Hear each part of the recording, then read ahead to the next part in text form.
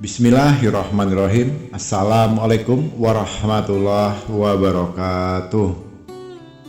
Alhamdulillah Rabbil Alamin. Puji syukur kita panjatkan kepada Allah Subhanahu wa Ta'ala, yang mana pada kesempatan kali ini kita semuanya masih dapat berjumpa kembali di channel Jalan Surga ini, tentunya dengan masih diberikan kesehatan baik secara lahir maupun batin, dan semua kenikmatan serta karunia-Nya, dan tentunya tak kurang dari suatu apapun. Amin amin ya robbal alamin. Seperti biasanya, sebelum Gusli lanjutkan, Gusli selalu mengajak seluruh saudaraku dimanapun saja berada untuk terlebih dahulu marilah sama-sama kita menyampaikan salawat dan salam tentunya hanya kepada junjungan kita baginda Rasulullah Nabi Muhammad SAW, yang mana sama-sama kita ketahui berkah beliaulah kita bersyukur kita semuanya, khususnya umat muslim dimanapun saja kita berada, telah dikeluarkan dari alam kegelapan dan telah menuju alam nur atau cahaya seperti yang kita rasakan saat ini. Amin amin ya robbal alamin. Allahumma sholli ala sayyidina Muhammad wa ala ali sayyidina Muhammad. Allahumma sholli wa salim wa barik alaihi. Al-Fatihah.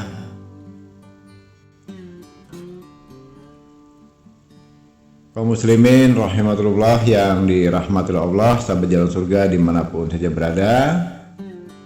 Alhamdulillah pada kesempatan kali ini yang kita akan bahas tuntas yaitu tentang seputar adab untuk sholat duha supaya tidak terjadi lagi kesalahan-kesalahan yang harus kita lakukan.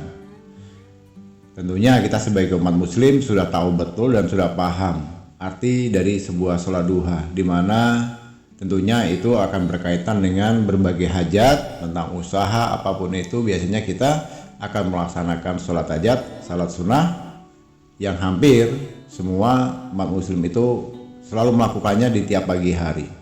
Nah, maka dari itu semoga kita senantiasa mendapat bimbingan dari Allah SWT untuk menuju jalan yang lurus dalam menjalankan ibadah. Salah satunya yang sering dilupakan adalah sholat duha. Namun ada beberapa hal yang perlu saudara ketahui bahwa sholat duha itu juga memiliki keutamaan yang luar biasa, ya.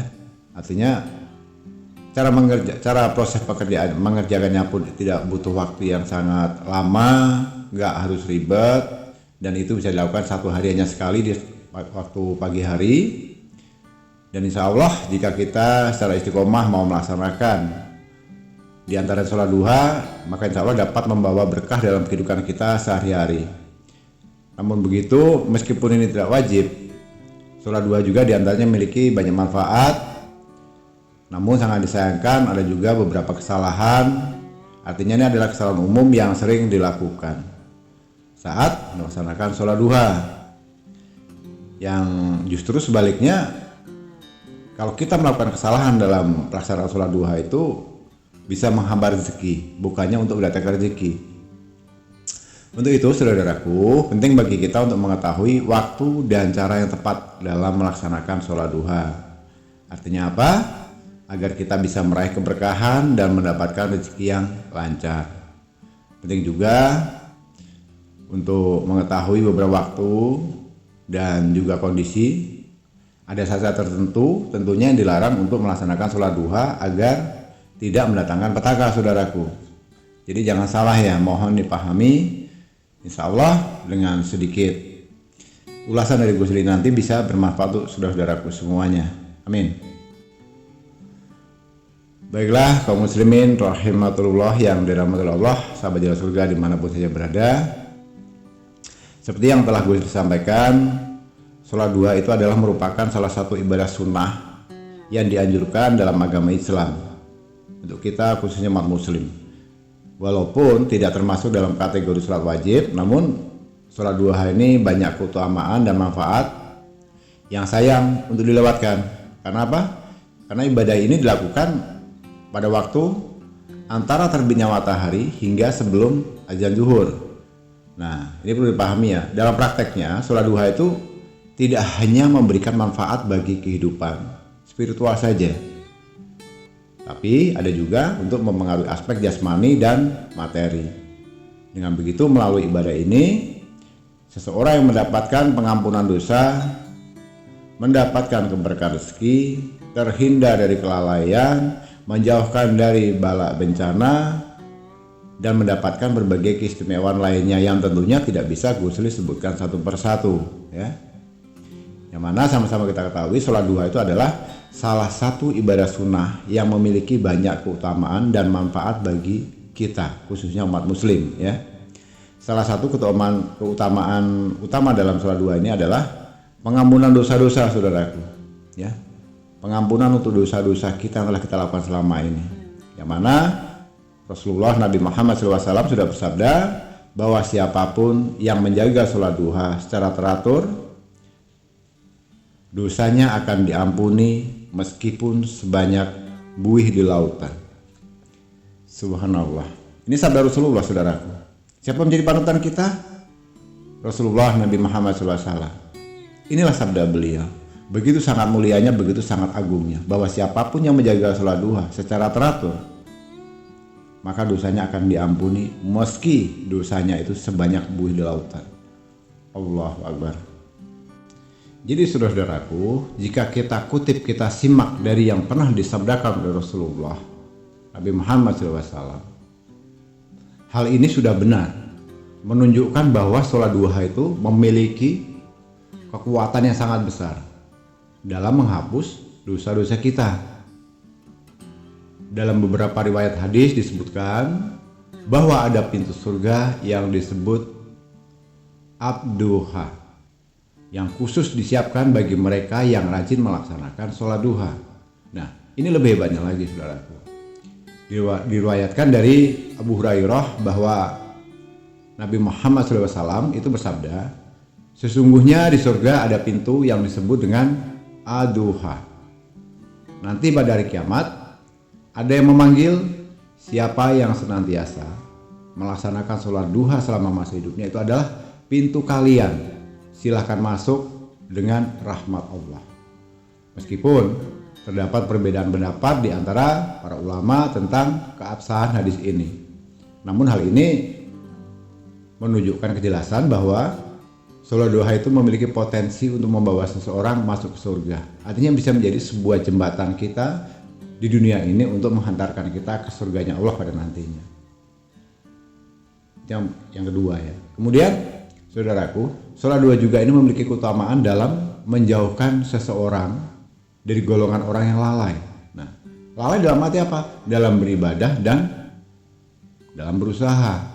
Ini juga pernah disabdakan oleh Rasulullah Nabi Muhammad SAW bahwa orang yang melaksanakan sholat duha itu tidak termasuk dalam golongan yang lalai dengan menjaga sholat duha. Kita menunjukkan ketekunan dan kesungguhan dalam beribadah. Sholat duha juga dianggap sebagai bentuk sedekah untuk diri sendiri. Nah, inilah diantaranya bagaimana cara menyedekahi diri sendiri dengan cara melaksanakan sholat duha. Karena selain daripada menghapus dosa-dosa kita, itu juga bisa menjadi suatu jembatan untuk mengantarkan kita ke surganya Allah pada hari kiamat kelak. Dalam sebuah hadis Rasulullah SAW juga pernah menjelaskan bahwa setiap tubuh manusia itu memiliki kewajiban untuk bersedekah. Setiap hari mengucapkan tasbih, tahmid, tahlil, dan takbir, dan mencegah kemungkaran. Semuanya adalah merupakan bentuk sedekah. Namun semua ini dapat digantikan dengan melaksanakan sholat duha 2 rakaat. Nah, artinya sholat duha 2 rakaat ini sudah bisa menggantikan di antara beberapa cara sedekah kita yang telah disampaikan Rasulullah tadi. Kenapa? Dengan melakukan sholat duha, saudaraku ya, dengan melaksanakan sholat duha 2 rakaat, kita sudah memberikan sedekah kepada diri sendiri dalam bentuk amalan yang mendekatkan kita kepada Allah Subhanahu wa taala. Apakah hanya sampai di situ saja, Gus? Tidak. Masih banyak manfaat penting lainnya dalam sholat duha. Nah, kita simak yang kemudian, saudaraku. Dengan kita melaksanakan sholat duha secara teratur, secara istiqomah ya, maka Allah akan mencukupi kebutuhan mereka yang melaksanakannya hingga sore hari tiba.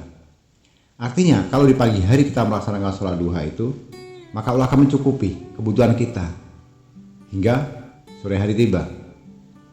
Dan Allah telah menjanjikan bahwa setelah kita melaksanakan sholat duha, Allah akan mencukupi kebutuhannya atau kebutuhan kita. Hal ini kita bisa merasakan ada rasa aman, keyakinan bahwa Allah selalu merawat hambanya yang menjaga sholat duhanya tersebut. Dalam kesimpulan, sholat duha juga memiliki keutamaan dan manfaat yang luar biasa bagi umat muslim. Artinya, jangan sampai terlewatkan, jangan hasilnya hanya sia-sia saja, saudaraku. Jangan pernah untuk meninggalkan sholat duha 2 rakaat ini, karena waktunya hanya singkat, tapi insya Allah manfaatnya akan menjadi manfaat yang luar biasa baik untuk dunia maupun di akhirat kelak pada saatnya. Begitu pentingnya dalam menjaga kualitas dan pelaksanaan yang benar dalam sholat duha. Sangat disayangkan saudaraku bahwa seringkali masih terjadi kesalahan. Nah, ini yang kita bahas, yang mengurangi manfaat dan keberkahannya yang seharusnya dilaksanakan. Salah satu kesalahan yang sering terjadi adalah ketidakkonsistenan, ya. Artinya tidak konsisten dalam melaksanakan sholat duha itu sendiri. Dalam berbagai kasus, beberapa orang mungkin hanya melaksanakan secara sporadis atau hanya pada beberapa kesempatan tertentu. Perlu saudara-saudara ketahui, ya. Padahal dalam keutamaan sholat duha itu dapat dirasakan selama maksimal jika dilakukan secara istiqomah, yaitu secara rutin, terus-menerus atau teratur, saudaraku. Jangan hari ini sholat duha, besok tidak lagi, 1 hari ini sholat duha, 3 minggu baru sholat duha lagi, kadang 3 hari sekali. Nah, itu artinya belum istiqomah dan belum teratur. Yang mana pernah disampaikan atau dalam sabda Rasulullah SAW, seandainya kalian sungguh-sungguh bertawakal kepada Allah, sungguh Allah akan memberikan kalian rezeki sebagaimana Allah memberi rezeki kepada seekor burung yang pergi dalam keadaan lapar dan kembali dalam keadaan yang kenyang. Jadi artinya dalam melaksanakan sholat duha ini jangan tanggung-tanggung, istimewa dan ada juga ketidakistimewaannya dalam melaksanakan sholat duha. Yang mana itu kalau dalam kategori ketidakistimewaannya dalam melaksanakan sholat duha dapat mengurangi manfaat dan keberkahan yang seharusnya didapatkan, saudaraku. Nah, kemudian banyak orang melaksanakan sholat duha tanpa memahami makna dan tujuan dibalik ibadah sholat duha itu. Jadi nggak tahu arah tujuannya. Bukan hanya sekedar rutinitas, artinya rutinitas ibadah, tetapi memiliki makna yang mendalam dan tujuan terkait dengan ketaatan. Artinya ketaatan kepada Allah Subhanahu wa taala dan peningkatan spiritual. Misalnya ya, ini contohnya tentang keamanan dalam hati seseorang. Di sini sudah ada firman-Nya dari Allah Subhanahu wa taala, sekiranya penduduk negeri-negeri beriman dan bertakwa, pastilah kami akan melimpahkan kepada mereka barokah dari langit dan bumi.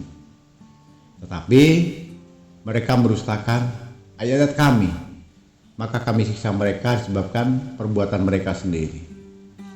Nah, inilah diantaranya firman Allah SWT. Nah, artinya saudaraku, dengan memahami makna dan tujuan sholat duha, maka kita akan dapat melaksanakannya dengan keikhlasan dan penghayatan yang lebih dalam. Agar apa? Supaya kita bisa mendapatkan hasil sesuai dengan apa yang kita inginkan, ya. Terus kesalahan lainnya yang sering terjadi, biasanya sering dilakukan, itu adalah tidak memperhatikan waktu, saudaraku. Waktu ini artinya waktu yang tepat untuk melaksanakan sholat duha. Yang betul waktu sholat duha itu dimulai setelah terbitnya matahari dan berakhir sebelum masuknya waktu sholat zuhur. Kemudian waktu yang diharamkan yaitu ketika subuh. ya, atau sesudah subuh hingga matahari muncul, kira-kira kurang lebih antara jam 6 atau jam 6.15, kira-kira begitu ya, sampai setengah 8 pagi. Dan ketika sudah memasuki zuhur hingga tergelincirnya matahari, atau sekitar jam 12 ya, jam 12 siang sampai kira-kira jam 1 siang. Terus sampai lagi dilanjutkan sampai setelah sholat asar. Yang mana pernah diceritakan ini dari Ibnu Abbas, beliau berkata, datanglah orang-orang yang diridhoi dan ia ridhoi pada mereka, yaitu Umar. Ia berkata bahwasanya Nabi Muhammad SAW melarang sholat sesudah subuh hingga matahari bersinar, dan sesudah asar hingga matahari terbenam. Dari Ibnu Rasulullah SAW bersabda, apabila sinar matahari terbenam, dari Ibnu Rasulullah itu sudah menyampaikan, apabila sinar matahari terbit, maka jangan melakukan sholat hingga matahari tinggi. Dan apabila matahari terbenam, maka jangan melakukan sholat hingga matahari kembali. Artinya tidak hanya itu salah satu alasan mengapa ada beberapa waktu diharamkan untuk melaksanakan sholat duha, saudaraku. Itu adalah karena adanya setan yang mengikuti di waktu itu. Nah, artinya semuanya itu ada dasarnya. Yang mana pernah disabdakan oleh Rasulullah SAW, matahari terbit dengan diikuti setan. Ya, pahami ya, matahari terbit itu dengan diikuti setan. Pada waktu mulai terbit matahari, berada dekat dengan setan. Dan ketika telah mulai meninggi, berpisahlah darinya. Pada waktu matahari berada di tengah-tengah langit, ia kembali dekat dengan setan. Dan setelah tawal, ia berpisah darinya pada waktu hampir terbenam. Pada waktu hampir terbenam, ia dekat dengan setan, dan setelah terbenam, ia berpisah lagi darinya. Mengabaikan waktu yang telah tentukan dapat mengurangi keberkahan dan manfaat yang seharusnya didapatkan dari sholat duha itu sendiri, dan malah akan mengundang petaka jika melakukan kesalahan. Artinya kita melaksanakan pada saat pelaksanaan sholat duha itu di jam yang salah, saudara. Di sini kita dapat menyimpulkan, kita ketika melaksanakan sholat duha penting untuk menghayati. Artinya apa? Menghayati setiap rakaat yang dilakukan sholat duha bukan hanya sekedar untuk gerakan saja. Artinya bukan hanya gerakan fisik, tetapi juga merupakan momen-momen terpenting untuk berkomunikasi dengan Allah Subhanahu wa Ta'ala. Dalam apa? Untuk memperkuat ikatan spiritual kita, harus sadar bahwa Allah tempat untuk memohon, bukan tempat untuk meminta-minta, saudaraku. Ya, artinya harus dibedakan. Allah itu ada tempat memohon, ya, bukan tempat meminta-minta. Pengerjaan sholat harusnya khusyuk dan ikhlas, bukan seperti orang yang meminta imbalan, apalagi meminta imbalan tanpa melakukan usaha. Nah, itu kategorinya sudah pengemis, yang sebenarnya kita mampu tapi tidak mau melakukan, yang sebenarnya kita tidak bisa tapi pura-pura tidak bisa, meminta dan meminta saja. Itu artinya perbuatan tidak mulia. Dan dari beberapa ulama memberikan nasihat. Ini pernah disampaikan oleh beberapa ulama, memberikan nasihatnya, sholat duha itu disunahkan oleh Nabi Muhammad SAW kepada sahabat-sahabatnya yang rajin bekerja. Rasulullah mengajarkan kepada mereka ini yang aktif bekerja di pagi hari untuk melaksanakan sholat sunnah duha 2 rakaat ini. Artinya di tengah kesibukan mereka Namun sekarang banyak orang yang menganggur dan baru kemudian melaksanakan sholat duha. Ini sebenarnya terbalik. Artinya, kita harus memiliki pekerjaan di saat kita beraktivitas, bisa menyempatkan waktu pada jam yang telah ditentukan untuk melaksanakan sholat duha, supaya apa yang kita kerjakan itu mendapatkan keberkahannya, ridhonya dari Allah SWT. Itu udah diajar Rasulullah. Bukan kita menganggur tapi sholat duha, itu sebenarnya salah. Nah, beberapa ulama juga sudah menjelaskan bahwa untuk menjadi kaya dengan sholat duha, sholat tersebut harus dilakukan ketika seseorang sibuk bekerja, namun teringat pada Tuhannya. Artinya, dengan kita beraktivitas bekerja sesibuk apapun, tapi di pagi hari itu, pada jam telah sudah Gus disampaikan tadi, masih menyempatkan diri untuk melakukan sholat duha, atau katakanlah masih teringat pada Tuhannya. Jadi walaupun sibuk apapun pekerjaannya, dia selalu masih tetap ingat kepada Allah SWT. Nah, itu yang berikutnya, saudaraku. Kesalahan-kesalahan umum yang juga sering terjadi, yang sering kita lakukan adalah ketika sholat duha itu hanya berfokus pada permohonan duniawi saja, dan seperti permintaan yang tidak bisa ditawar. Nah, ini sebetulnya pengertian sangat salah.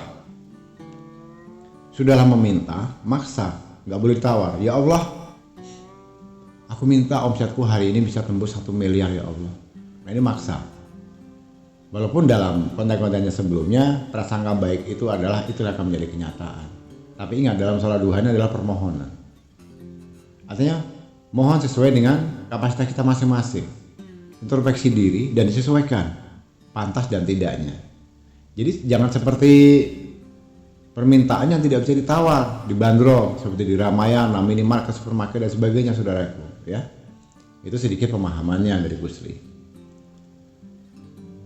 Baiklah kaum muslimin rahimatullah yang dirahmati Allah dimanapun saja berada, perlu diketahui juga bahwa ibadah juga memiliki cangkupan yang lebih luas daripada sekedar kebaikan, karena setiap kebaikan adalah ibadah. Namun begitu tidak dalam arti setiap ibadah itu memiliki nilai kebaikan. Kenyataan yang berbeda, tetapi sejalan dengan hal itu juga pernah disampaikan oleh seseorang ulama yang menyatakan bahwa sholat duha ini seringkali dianggap sebagai ibadah yang dapat mengalirkan rezeki. Itu tentunya udah gak asing lagi bagi kita. Namun hal ini dapat menyebabkan seseorang yang menyalahkan ibadahnya jika tidak memperoleh hadiah yang diinginkan, itu bisa berakibat fatal. Namun demikian, jika seseorang muslim, ya, kita ini artinya tetap khususkan sholat duha untuk hal-hal yang bersifat dunia, maka Allah SWT telah memberi peringatan melalui firman-Nya tentunya dalam Al-Quran, jika seseorang menginginkan keuntungan di akhirat, kami akan menambahkan keuntungan tersebut baginya.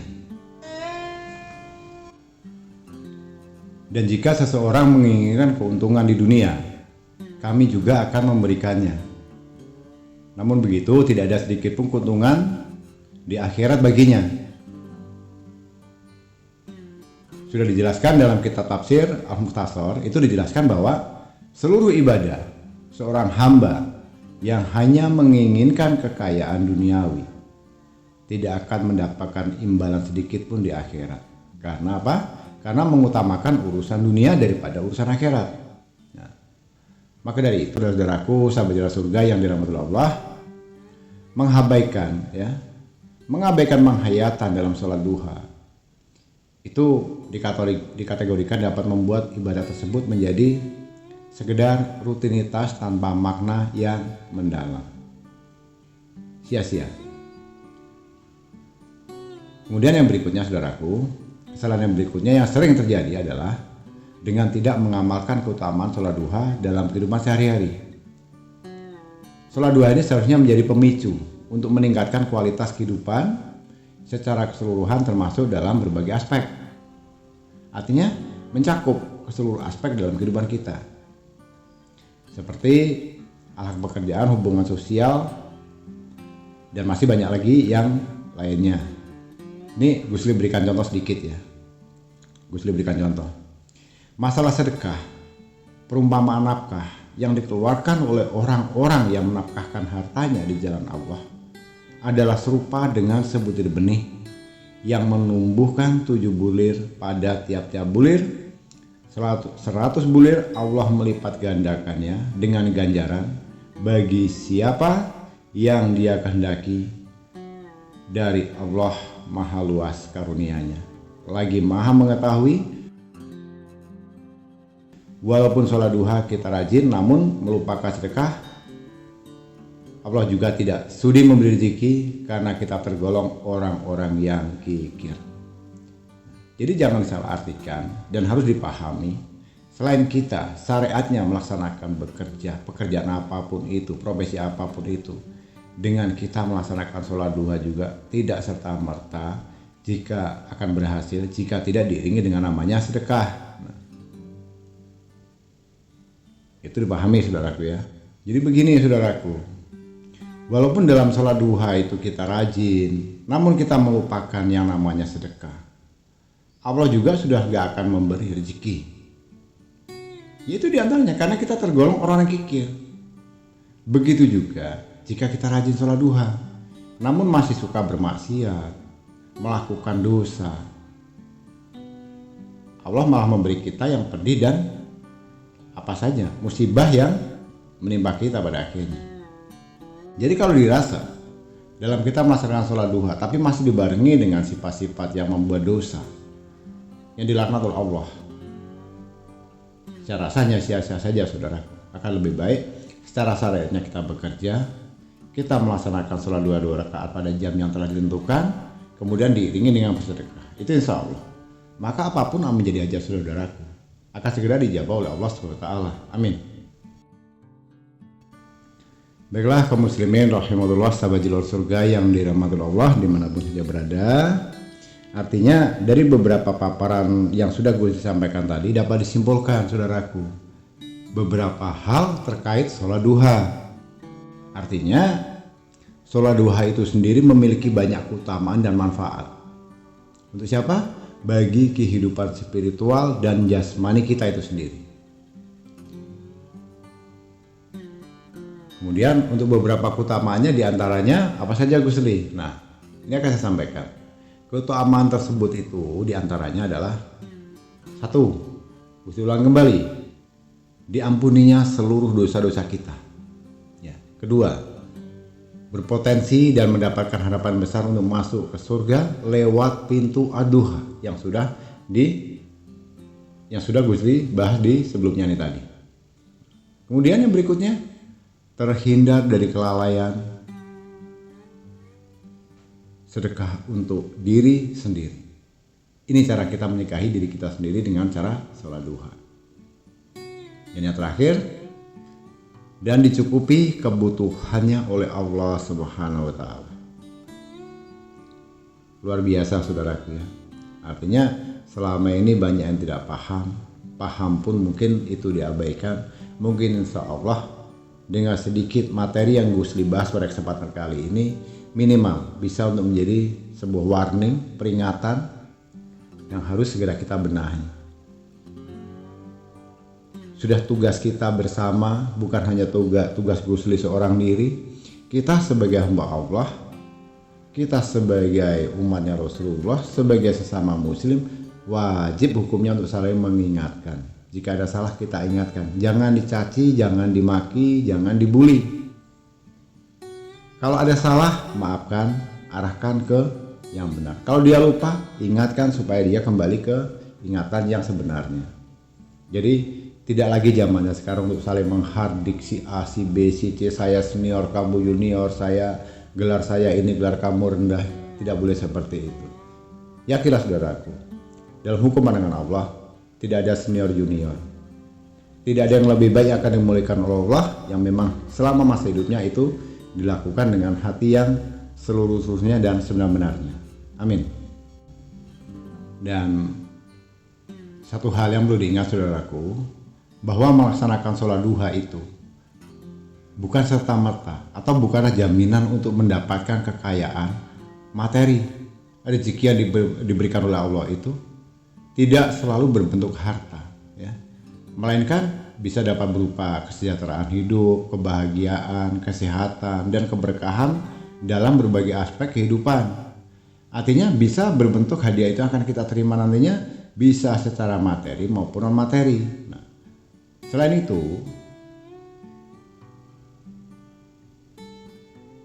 dapat melaksanakan sholat duha perlu diperhatikan waktu-waktu yang dilarang untuk melaksanakannya. Nah, itu yang harus dipahami.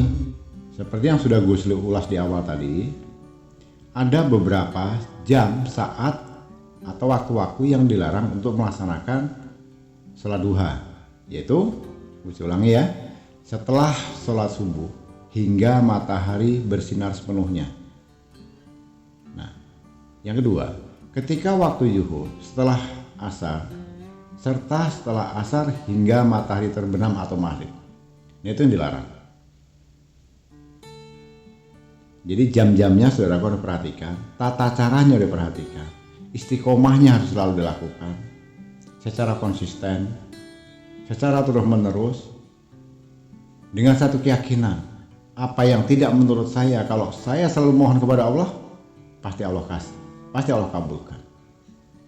Setiap apa sudah difirmankan oleh Allah, jika engkau menginginkan sesuatu, maka mintalah kepada aku, ini saya aku kabulkan. Itu janji Allah, bukan janji kita.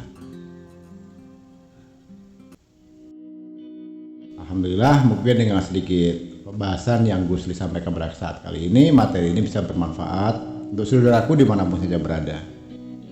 Dengan begitu, kita kedepannya bisa melaksanakan ibadah kita secara tenang, tidak ada lagi keraguan, tidak salah dalam pelaksanaan, dan insya Allah, jika mencukupi dari beberapa faktor di antara syarat yang sudah Gus Li sampaikan tadi, maka yakinlah saudaraku, pada saatnya apa yang menjadi keinginan atau hajat saudaraku, itu pasti dijawab oleh Allah SWT. Amin. Amin ya rabbal alamin. Karena pada dasarnya Allah itu tidak akan mengabulkan apa yang menjadi keinginan kita, tapi Allah akan lebih tahu apa yang menjadi kebutuhan kita. Itu sudah pasti. Tentunya rezeki, bala, maut, jodoh itu semuanya hanya Allah yang tahu. Stop untuk meminta-minta yang tidak sesuai dengan realitanya, yang tidak sesuai dengan apa yang kita kerjakan. Cukuplah kita menjalankan syariatnya, bekerja dengan cara kita masing-masing. Di saat jam kesibukan, sesibuk apapun, di saat jam sholat duha, laksanakan sholat duhanya secara benar dan tepat waktu. Dan memohonlah kepada Allah. Ingat, bukan meminta, tapi memohon kepada Allah. Supaya apa kita kerjakan pada saat itu, pada hari itu, diridhoi oleh Allah SWT, dan bisa mendapatkan hasil sesuai dengan apa yang menjadi keinginan kita. Apa yang sesuai dengan kebutuhan kita. Seperti yang Gus disampaikan tadi, Allah itu bukan serta-merta mengabulkan apa yang menjadi keinginanmu, tapi Allah akan mengabulkan atau mencukupi apa yang menjadi kebutuhanmu. Itu sudah janji Allah. Kita saja kadang yang sudah dicukupi kebutuhannya tapi merasa tetap selalu kurang dan tidak pada bersyukur, saudaraku. Inilah yang mindset yang harus dirubah. Kurangnya kita bersyukur, yang mana sudah dijelaskan, jika engkau mensyukuri nikmatku, ini firman Allah, jika engkau mensyukuri nikmatku, niscaya akan kutambah. Ya, jika engkau pandai mensyukuri nikmatku, niscaya kutambah. Tapi jika engkau ingat, sesungguhnya azabku itu sangatlah pedih. Nauzubillah. Dengan bersyukur saja nikmat kita ditambah lagi dengan syariatnya kita bekerja dengan cara sebenarnya, ditambah lagi dengan sholat duha tepat pada waktunya, memohon satu hanya kepada Allah SWT, maka yakinlah saudaraku, sedikit motivasi dari Gus Li, apa yang tidak menurut kita, apa yang tidak mungkin menurut logika kita, kalau Allah berkehendak kun fayakun, kata Allah, terjadilah dia dalam sekejap. Jangan pernah mulai saat ini untuk berhenti meninggalkan sholat duha, perbanyak dengan bersedekah, dijaga hatinya, jaga pikirannya, jaga lisan ucapannya, maka nanti akan banyak kebaikan demi kebaikan dari berbagai aspek itu yang akan saudaraku rasakan sendiri pada akhirnya. Amin. Baiklah kaum muslimin rahimahullahi wa sahabat jalan surga dimanapun saja berada, Gusti rasa cukup sampai di sini dulu pada pertemuan kali ini, dan khusus bagi pendatang baru atau saudaraku yang saat ini baru menemukan video ini, yang kebetulan singgah bergabung di channel Jalan Surga ini. Mohon dengan keikhlasan hatinya untuk ikut bersama-sama membangun membesarkan channel Jalan Surga ini agar kedepannya bisa berguna, bermanfaat, bertumbuh dan berkembang semakin lebih baik untuk seluruh umat muslim dimanapun saja berada. Mohon keikhlasannya untuk membantu dengan cara menekan tombol subscribe yang ada di bawah video ini, tekan tombol loncengnya, dan jika dirasa video ini tidak bermanfaat, silahkan bagikan kepada seluruh saudara kita di luar sana yang mungkin saat ini belum sempat mendengarkan atau melihat video ini. Dan untuk saat ini sedang berhajat, siapapun dalam bentuk apapun, silahkan nanti seperti biasanya diketik di kolom komentar dengan mobil tuh, kemudian tuliskan hajatnya. Maka insya Allah nanti akan Gusli aminkan dan kita aminkan bersama. Semoga apa yang menjadi hajat saudaraku atau keinginan saudaraku saat ini segera dijabah oleh Allah Subhanahu wa taala tentunya. Amin. Amin ya rabbal alamin. Baiklah saudaraku, kurang lebihnya mohon dimaafkan jika ada salah dalam penyampaian, dalam kata-kata maupun ucapan. Karena pada dasarnya kita ketahui, kita sebagai manusia tentunya tidak akan pernah luput dari namanya khilaf dan salah. Karena pada hakikatnya kebenaran itu hanyalah milik Allah Subhanahu wa taala semata. Kurang lebih mohon dimaafkan dari lahir dan batin. Dan tak lupa juga Gus ucapkan terima kasih yang sebesar-besarnya untuk semua saudaraku dimanapun saja berada yang telah menyempatkan diri menyimak dan mendengarkan video atau audio ini hingga selesai. Semoga ini bermanfaat. Di akhir kata Gus akhiri wabillahi taufik walhidayah. Wassalamualaikum warahmatullahi wabarakatuh.